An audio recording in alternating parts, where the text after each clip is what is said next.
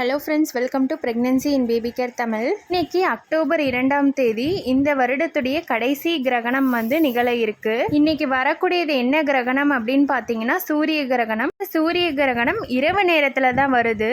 சூரிய கிரகணம் நம்மளோட இந்தியாவில் எந்த டைமிங்கில் ஆரம்பிக்குது அப்படின்னு பார்த்தீங்கன்னா அக்டோபர் 2ஆம் தேதி புதன்கிழமை இரவு 9:13 தொடங்கி அடுத்த நாள் அக்டோபர் 3ஆம் தேதி அதிகாலை 3:17 வரை இந்த சூரிய கிரகணமானது நிகழும். மொத்தம் 6 மணி நேரங்கள் இந்த கிரகணம் நிகழும். சூரிய கிரகணம் நிகழும் போது கர்ப்பிணி பெண்கள், வயதானவர்கள், குழந்தைகள், நோயாளிகள் எல்லாருமே கொஞ்சம் பாதுகாப்பாக இருக்கிறது நல்லது. முக்கியமாக கர்ப்பிணி பெண்கள் பாதுகாப்பாக இருக்கணும். நம்மளுடைய முன்னோர்கள்லாம் சொல்கிறத சில பேர் கேட்டிருப்பீங்க. கர்ப்பிணி பெண்கள் கிரகண நேரத்தப்பறம் இதெல்லாம் செய்யக்கூடாது அப்படின்னு சொல்லுவாங்க. சயின்டிஃபிக்கலி, அதாவது அறிவியல் ரீதியாக இதில் ப்ரூவ் ஆகலை. இருந்தாலும் நம்ம முன்னோர்கள் சொன்னதுக்காக நம்ம கொஞ்சம் சேஃப்டியாக இருக்கிறது நல்லது. கர்ப்பிணி பெண்கள் என்னெல்லாம் செய்யக்கூடாது அப்படின்னு பார்த்தீங்கன்னா, கிரகண நேரத்தப்போ வெளியே போகிறத கொஞ்சம் அவாய்ட் பண்ணிக்கோங்க. அந்த 9 மணிக்கு மேலே வெளியே போகிறத கொஞ்சம் அவாய்ட் பண்ணிக்கோங்க. இரவு நேரத்தில் தான் இந்த சூரிய கிரகணமானது நிகழ இருக்குது. 9 மணிக்கு மேலே அவாய்ட் பண்ணிக்கோங்க வெளியே போகிறத. நீங்கள் ஏதாவது வெளியே போகிறீங்க அப்படின்னா முன்னாடியே போயிட்டு சீக்கிரமாக வீட்டுக்கு வந்துடுங்க 9 மணிக்குள்ளே. சப்போஸ் ஏதாவது எமர்ஜென்சி, டெலிவரி பெயின் வந்துருச்சு, அந்த மாதிரி ஏதாவது எமர்ஜென்சி அப்படின்னா நீங்கள் தாராளமாக போகலாம். மித்தபடி அவாய்ட் பண்ணிக்கிறது நல்லது. அடுத்து இரவு உணவை 9 மணிக்குள்ளே நீங்கள் சாப்பிட்டு முடிச்சிருங்க. அதுவும் இரவு உணவை எடுத்துக்கொள்ளும் போது ஈஸியாக செரிமானமாகக்கூடிய உணவுகளாக எடுத்துக்கோங்க. ஏன்னா கிரகண நேரத்தப்போ செரிமான பிரச்சனைகள், அதாவது டைஜஷன் ப்ராப்ளம் வரும். அதனால் நான்வெஜ்லாம் கொஞ்சம் அவாய்ட் பண்ணிக்கிறது நல்லது. அசைவ உணவுகள், அப்புறம் எண்ணெயில் பொரிச்ச உணவுகள் இதெல்லாம் கொஞ்சம் அவாய்ட் பண்ணிக்கிறது நல்லது.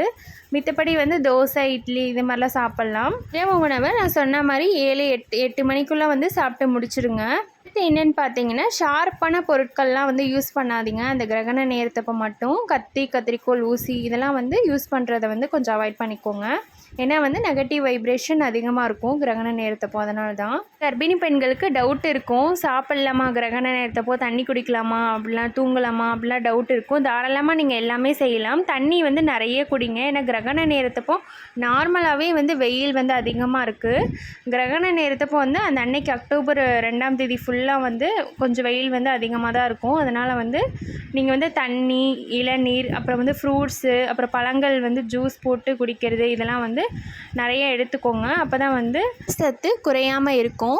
அப்புறம் மொபைல் ஃபோன், டிவி, அப்புறம் லேப்டாப் இதெல்லாம் விட்டு கொஞ்சம் தள்ளியே இருங்க. ஏன்னா கிரகண நேரத்தப்போ ரேடியேஷன், அதாவது கதிர்வீச்சோட தாக்கம் அதிகமாக இருக்கும். அதனால தான் இரவு 9 மணிக்கு மேலே இன்றைக்கி வெளியே போகிறத கொஞ்சம் அவாய்ட் பண்ணிக்கோங்க.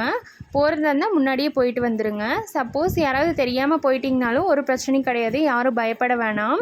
இந்த கிரகண நேரத்தப்போ யாரும் பயப்பட வேணாம். பாசிட்டிவாகவே இருங்க. நிறைய பேருக்கு பாத்ரூம் வெளியில் இருக்கும், போகலாமா அப்படின்லாம் யோசிப்பீங்க. கிரகண நேரத்தப்போ தாராளமாக போகலாம். உங்கள் மேலே ஏதாவது ஒரு துணியோ ஷாலோ போட்டு கவர் பண்ணிட்டு போங்க. ஒரு பயமும் இல்லை. நான் சொன்ன மாதிரி கர்ப்பிணி பெண்கள் மட்டுமல்ல, குழந்தைகள், வயதானவர்கள், நோயாளிகள் எல்லாருமே கிரகண நேரத்தப்போ பாதுகாப்பாக இருங்க. இந்த வீடியோ உங்களுக்கு யூஸ்ஃபுல்லாக இருந்திருக்கும் அப்படின்னு நினைக்கிறேன். நம்ம சேனலை இப்போ தான் முதல் முறையாக பார்க்குறீங்க அப்படின்னா மறக்காமல் சப்ஸ்கிரைப் பண்ணிவிட்டு பாருங்கள். அப்போ அதை நான் போடுற வீடியோஸ்லாம் உங்களுக்கு நோட்டிஃபிகேஷனில் வரும். ஏதாவது டவுட் இருந்துச்சுன்னா கீழே கமெண்ட் பாக்ஸில் கமெண்ட் பண்ணுங்கள். கண்டிப்பாக நான் ரிப்ளை பண்ணுவேன். தேங்க்யூ.